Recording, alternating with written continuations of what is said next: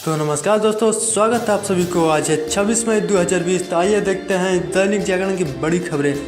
तो आपको बता दें आज की कोरोना अपडेट तो फिलहाल बन रही है हमारे साथ। और इस चैनल को सब्सक्राइब कीजिए, बेल आइकन दबाएं ताकि रोज़ दैनिक जागरण पेपर का नोटिफिकेशन आपके मोबाइल पर पहुँच सके। तो आइए देखते हैं। विश्व की बात करें तो 55,45,420 हो चुकी है कोरोना मरीजों की संख्या, जिसमें 3,47,583 लोगों की मौत और 23,26,320 लोग स्वस्थ हुए हैं। अमेरिका में मामला पहुंच चुकी है 16,93,157, जिसमें 99,448 लोगों की मौत और 4,53,245 लोग स्वस्थ हुए हैं। ब्राज़ील की बात करें तो ब्राज़ील में 3,65,213 लोग कोरोना से पीड़ित हैं, जिसमें 22,746 लोगों की मौत और 1,49,911 लोग स्वस्थ हुए हैं। तो आइए देखें अपना देश भारत में। तो भारत में भी आंकड़ा पहुंच चुकी है 1,41,245, जिसमें 4,071 लोगों की मौत और 58,192 लोग स्वस्थ हुए हैं। तो आइए देखते हैं बड़ी खबरें। तो फिलहाल बने रहिए हमारे साथ, ताकि अभी अंतर्राष्ट्रीय खबरें भी बाकी है। तो उड़े कम, रद्द हुए ज़्यादा विमान। तो आपको बता दें कि अफरा तफरी के बीच 2 महीने बाद सीमित स्तर पर शुरू हुई घरेलू उड़ान। तो आपको बता दें कि देशव्यापी लॉकडाउन के कारण 2 माह से खड़े विमानों ने सोमवार को फिर उड़ान भरे। हालांकि राज्यों के रुख के कारण आधी से ज़्यादा उड़ानों को रद्द करना पड़ा। दूसरे राज्यों से आने वाली यात्रियों को लेकर राज्यों में अलग अलग कॉन्ट्राई नियमों के चलते भी असमंजस का माहौल दिखा। अगले कुछ दिनों में हवाई यात्रा के थमे पहियों को गति मिलने की उम्मीद है। देश में 25 मार्च से सभी अंतर्राष्ट्रीय व घरेलू यात्री विमान सेवाएं बंद है। इस दौरान खानगी एवं आवश्यकता सेवाओं से जुड़े विमानों को उड़ान की अनुमति दी गई है। और अगली खबर की ओर चलते हैं। आपको बता दें कि चीनी फौज के जमावड़े पर भारत ने भी तैयारी बढ़ाई। तो लद्दाख के पूर्व में भारत व चीन की सेनाओं के बीच हालात कुछ वैसे ही हैं जैसे वर्ष 2017 में डोकलाम में थे। दोनों देश की सेनाएं कुछ 100 मीटर की दूरी पर तैनात है। चीन की सैनिक की गतिविधियां बढ़ रही हैं, तो भारत भी अपने सैनिकों की संख्या बढ़ाने की तैयारी कर चुका है। कुछ हफ्ते पहले इस क्षेत्र में जहां कुछ 100 चीनी सैनिक होते थे, अब उनकी संख्या हजारों में बताई जा रही है। भारत भी इसी अनुरूप अपने सैनिकों की संख्या बढ़ा रहा है। सेना की उनकी कमान कुछ घंटों की सूचना पर तनावग्रस्त इलाके में और ज़्यादा सैनिक को भेजने की तैयारी पूरी कर चुका है। कोविड-19 से जंग के बावजूद भारत चीन से सटे अपने हिस्से में ढांचागत विकास का काम भी तेजी से कर चुका है। सैन्य सूत्रों ने स्वीकार किया कि चीनी सेना की तरफ से टेंट लगाने के जो फोटो सोशल मीडिया से आए हैं, वे भारतीय जमीन पर लगाए गए हैं। पूर्वी लद्दाख की वास्तविक नियंत्रण रेखा को लेकर अभी तक जो दोनों देशों के सेनाओं के बीच अलिखित समझौता था, उनका चीन उल्लंघन कर रहा है। और अगली बड़ी खबर की ओर चलते हैं। तो आपको बता दें कि जब्त होगा विशाखापट्टनम का एलजी पॉलीमर प्लांट। आपको बता दें कि आंध्र प्रदेश हाई कोर्ट ने विशाखापट्टनम में एलजी पॉलीमर संयंत्र, जहां गैस रिसाव हुआ था, के परिसर को जब्त करने का आदेश दिया है। इसके अलावा राज्य सरकार द्वारा नियुक्त समितियों को छोड़कर अन्य लोगों के संयंत्र में प्रवेश पर रोक लगा दी है। अदालत ने 22 मई को अपने आदेश में कंपनी के निर्देशक को अपनी अनुमति के बिना देश नहीं छोड़ने का आदेश दिया है। तो अगली खबर की ओर चलते हैं। बलबीर सिंह सीनियर, जिनकी स्टिक में था ध्यानचंद जैसा जादू। आपको बता दें कि अगर मेजर ध्यानचंद के बाद भारत हॉकी को अपने चरम पर पहुंचाया, तो बलबीर सिंह सीनियर ने उस चरम को बरकरार रखा। गोलकीपर से गोल का मशीन बनकर दुनिया में छान वाले विश्व के सर्वश्रेष्ठ हॉकी खिलाड़ियों में से एक पद्मश्री बलबीर सिंह सीनियर का सोमवार की सुबह लंबी बीमारी के बाद 96 वर्ष की उम्र में मोहाली के फोर्टिक अस्पताल में निधन हो गया। और अगली खबर की ओर लेके चलते हैं। आपको बता दें कि 46 डिग्री पर झुलसी दिल्ली, टूटे 7 वर्षों का रिकॉर्ड। तो आपको बता दें कि पाकिस्तान से आ रही गर्म हवाओं के कारण राजधानी इस समय रिकॉर्ड तोड़ गर्मी की चपेट में है। सोमवार को पालम में तो तापमान 46 डिग्री पार हो गया, जो इस सीजन में यहाँ का सर्वाधिक है। सफरदंग में तापमान 44 डिग्री सेल्सियस रहा। मंगलवार को भी ऐसे ही गर्मी पड़ने के आसार है। मंगलवार और बुधवार के लिए ऑरेंज अलर्ट जारी किया है। शुक्रवार से पहले इस गर्मी से राहत के आसार नहीं है। एक पश्चिमी विक्षोभ की सक्रियता से शुक्रवार को हल्की फुल्की राहत मिल सकती है। 2014 के बाद इस साल 25 मई का दिन सबसे गर्म रहा। और अगली खबर की ओर चलते हैं। आपको बता दें कि नए संक्रमित लोगों में गंभीर मरीज कम।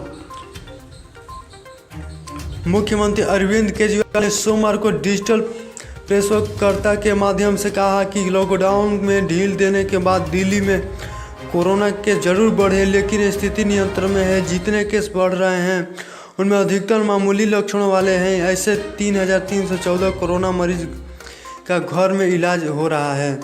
और अगली खबर की ओर चलते हैं। मुख्य केस में आरोपित बनाए जाएंगे 950 विदेशी जमाती। और जेएनयू प्रशासन ने छात्रों को दी घर जाने की सलाह।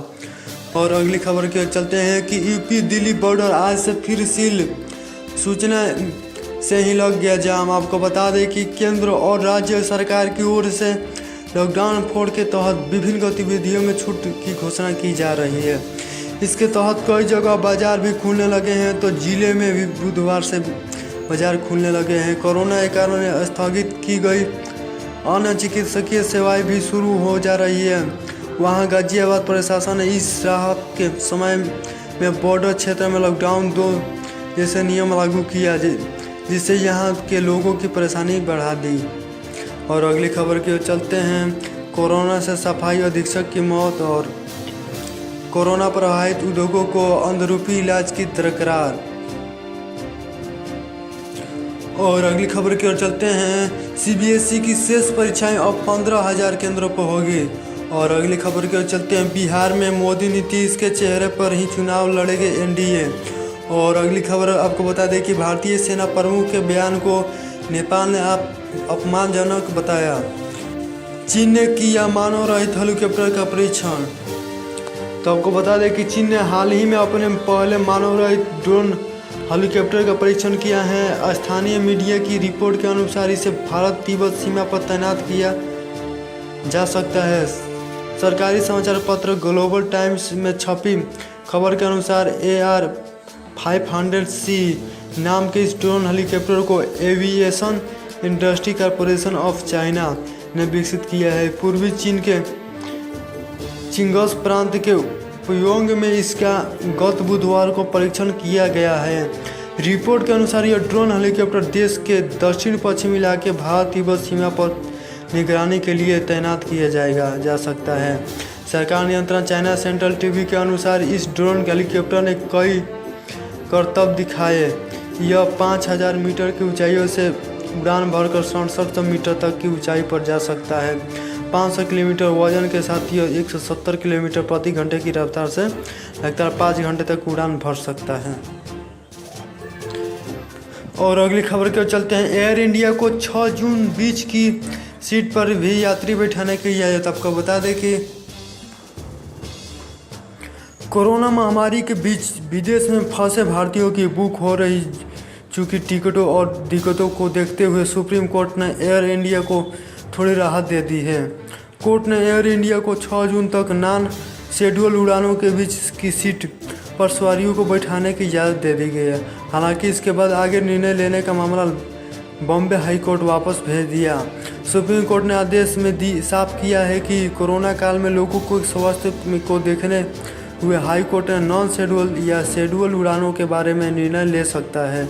हाई कोर्ट में 2 जून को मामले पर सुनवाई होगी। सुप्रीम कोर्ट में सुनवाई करते हुए मुख्य न्यायाधीश एएस बोबड़े, एएस बोपन और ऋषिकेश राय की पीठ ने director general of civil aviation से कहा है कि वह एयरलाइंस के व्यवसाय हितों के बजाय जन स्वास्थ्य और सुरक्षा को ध्यान में रखते हुए नियम में बदलाव करने के लिए स्वतंत्र है।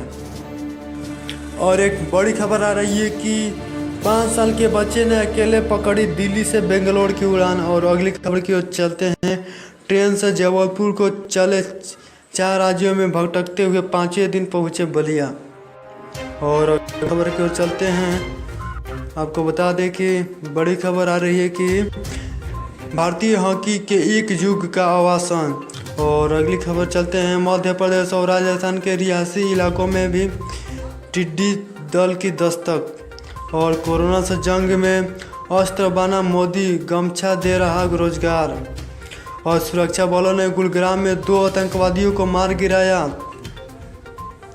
आपको बता दें कि सुरक्षा बलों ने सोमवार को दक्षिण कश्मीर के मंजन गांव में भीषण मुठभेड़ में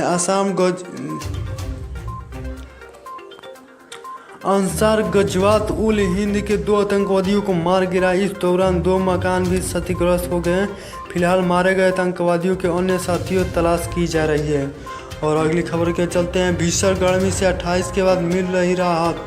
और शुभ ग्रहों के प्रभावित से रफ्तार पकड़ेगी भारतीय अर्थव्यवस्था। और अगली खबर की ओर चलते हैं कि एक ही टाइप से बिना छुए निकलेगा साबुन और पानी। और तो अगली खबर की ओर चलते हैं। भारतीय खानदान लोग नेपाल के स्वाद डाउन। आपको बता दें कि चीन सर्वशक्ति में नेपाल जहां एक तरफ भारत को आंख दिखाने का दुस्साहस कर रहा है, वहीं उसके देश के लोगों का पेट बिना भारतीय साग सब्जी के नहीं भर रहे हैं। खटीमा मंडी से सब्जी और फल जहां बनबासा के रास्ते होकर नेपाल जाता है, तो आटा दाल चावल बनबासा से पहुंचता है। लेकिन लॉकडाउन के चलते भारत नेपाल सीमा सील होने से इनकी आपूर्ति नेपाल को नहीं हो पा रहे हैं। इससे सीमावर्ती जिले के लोग काफ़ी परेशान हैं। यहाँ की आपूर्ति नहीं होने के कारण नेपाल में लोगों को यह खाद्यान्न 3 गुना महंगे दाम पर मिल रहा है। और अगली खबर की ओर चलते हैं। चक्रवात से प्रभावित बंगाल को केंद्र से मिले 1000 करोड़। और अगली खबर की ओर चलते हैं। अमेरिका ने ब्राज़ील से आने वाले यात्रियों पर लगाया प्रतिबंध। और अगली खबर की ओर चलते हैं कि रूस में 3.5 लाख से ज़्यादा हुई मरीजों की संख्या। और अगली खबर की ओर चलते हैं। ऑस्ट्रेलिया में बच्चे जाने लगे स्कूल। और पाकिस्तान में तेज़ी से बढ़ रहे मामले, 1748 और संक्रमित पाए गए हैं। और जापान में आपातकाल हटाने का एबी शिंजो ने किया ऐलान। और कराची विमान हादसे में पायलट ने नज़रअंदाज की थी 3 चेतावनियाँ। और संयुक्त राष्ट्र शांति मिशनों में बढ़े वर्दीधारी महिलाओं की संख्या। और भारतवंशी सुधरेगा न्यूयॉर्क की अर्थव्यवस्था। और अगली खबर की ओर चलते हैं। अमेरिका की नाव के नीचे से 2 ईरानी टैंकर वेनेजुएला पहुँचे। और अगली खबर की ओर चलते हैं कि भूकंप के दौरान भी इंटरव्यू देती रही न्यूजीलैंड की पीएम।